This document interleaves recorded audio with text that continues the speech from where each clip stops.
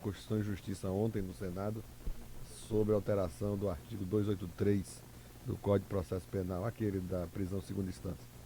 Então o título é 283 é o número. Ontem, da Comissão de Constituição e Justiça do Senado Federal, aprovou por 22 votos a 1 a alteração do artigo 283 do Código de Processo Penal, ao qual tenta, de forma que eu diria no mínimo irresponsável, a prisão em segunda instância. É aquela tentativa de mudar as coisas certas por caminhos tortuosos. E pelo andar da carruagem, não vai trilhar um bom caminho. E explico por quê.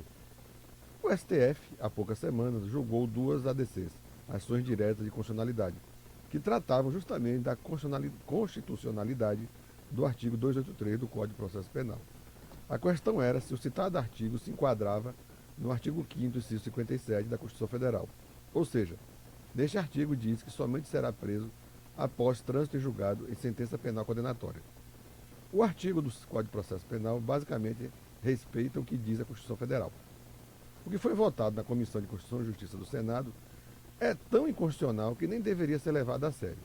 Vejam o texto aprovado se não é flagrantemente equivocado. O que é que foi aprovado ontem? O texto. O que é que vai ficar agora valendo, se for passado no plenário, o texto do artigo 283. Ninguém poderá ser preso senão em flagrante delito ou por ordem escrita e fundamentada da autoridade judiciária competente, em decorrência de condenação criminal exarada por órgão colegiado ou em virtude de prisão temporária ou preventiva. A expressão, nesse artigo que eu falo, condenação criminal exarada por órgão colegiado ou em virtude de prisão temporária ou preventiva, é justamente a prisão em segunda instância, que vai de encontro ao texto constitucional. Apenas só um detalhe ontem, interessante. A relatora do projeto, a chamada Moro de Saias, ela foi cassada ontem pelo TSE, sobre acusação de abuso do poder econômico na sua candidatura ao Senado. Se a ideia dela tivesse valendo antes da votação do Senado, ela já teria perdido o mandato desde o julgamento do TRE no Mato Grosso do Sul. Veja como as coisas são assim, né? Ou seja, os nobres senadores da Comissão de Constituição e Justiça optaram por alterar a lei ordinária, que o quórum é menor do que uma emenda constitucional, que exige maioria bem mais ampla. Se é aprovada essa porcaria legislativa, espera-se que o STF declare constitucional. Os tontos que defendem a qualquer custo a prisão em segunda instância não sabem ou escondem esta informação, de que não está proibida a prisão após o julgamento de segundo grau. Se o condenado estiver enquadrado no artigo 312 do Código de Processo Penal, que autoriza a prisão, e se houver uma das condicionantes, o acusado, então, é preso. Espera-se, portanto, o recurso do STJ e do STF na cadeia. Ou seja, o STF não proibiu a prisão em segunda instância. Pode haver a prisão em segunda instância se enquadrar naquilo que está descrito no artigo 312, que seria, no caso, por exemplo, se tiver, como é que se diz, atrapalhando as investigações, se for uma pessoa extremamente perigosa, aí pode se prender. Então as pessoas que defendem nem sabem o que estão dizendo. Mas os tarados punitivistas querem que após o julgamento da segunda instância seja decretada de imediata prisão. Os argumentos rasteiros lançados por essa troia advogam a equivocada ideia de que não mais seriam discutidas provas nos tribunais STJ e STF, somente matérias técnicas.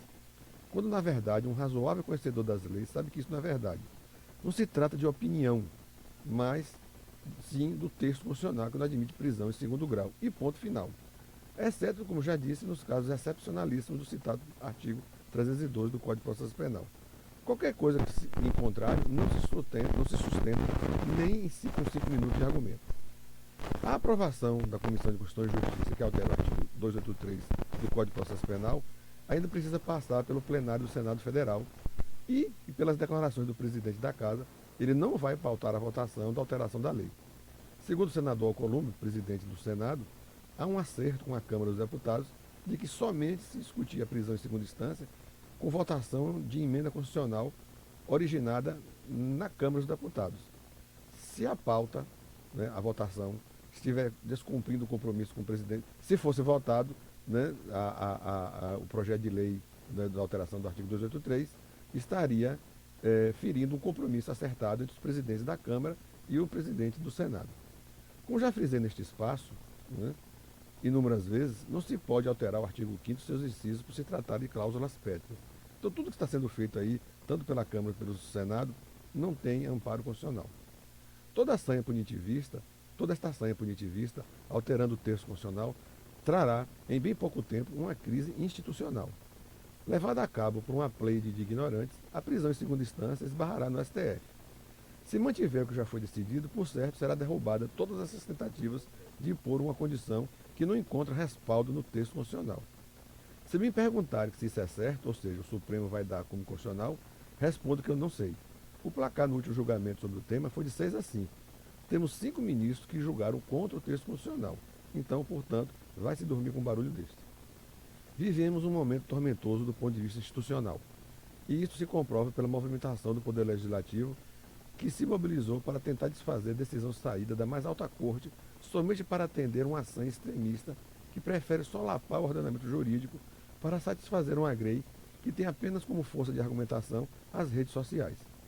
Não vi ao longo desses últimos meses um só jurista de peso que defendesse a prisão em segundo grau, como querem alguns desinformados. Alegam os defensores que a população exige essa condição. Ora, a população exige, mas não quer dizer que o povo, quando grita, está certo. E aí eu cito um trecho aqui interessante. Isso me faz lembrar o período do terror, assim chamado após a Revolução Francesa. Ou seja, quando houve a Revolução Francesa, se instalou um governo provisório que os historiadores chamaram de fase do terror. Né? E a coisa piorou com a guilhotina, né, a perda do pescoço de Luís XVI. Houve uma caça às bruxas lideradas por Robespierre. Robespierre que chefiava na época o período do terror. O povo pedia condenações diárias à elite aristocrática que explorou a França por séculos. Durante um ano, todos os dias havia no centro de Paris, mais precisamente ali na Praça da República, as condenações à pena de morte. O povo pedia e seu governante atendia sem pestanejar, o Robespierre. Afinal, o processo revolucionário deveria atender o clamor popular por justiça. As condenações eram sumárias, quase não havia contraditório. Às vezes, prisão e julgamento demorava apenas um dia. O resultado era a perda do pescoço. Até que um dia, o próprio Robespierre foi alvo dessa loucura, que era sempre atender o grito das ruas. O que eu quero dizer com isso? A vontade de prender a qualquer custo, mesmo que tente solapar a Constituição Federal, um dia a coisa vira de lado e aí será tarde demais. A história pode se repetir.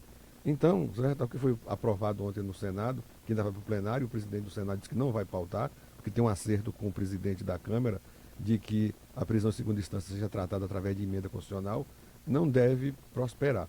Vamos ver o que vai acontecer. Todas as tentativas que estão sendo discutidas, tanto na Câmara como no Senado, né, vai ferir frontalmente o artigo 5º da Constituição Federal. Eu não vi nenhum jurista decente, né, que conheça do assunto, que respalde os projetos que estão tramitando no Congresso Nacional, seja da Câmara, seja do Senado. Fatalmente irá esbarrar no STF. E vamos ver se o STF vai manter a sua posição de declarar inconstitucionalidade. Quando eu digo manter, é que se cria uma crise institucional. Não gostam de uma decisão do Supremo, então muda-se a lei para tentar enfrentar o Supremo Tribunal Federal. Vamos ver no que vai dar nisso aí. Então, portanto, amigos, desejo a todos um bom dia e até a próxima segunda-feira.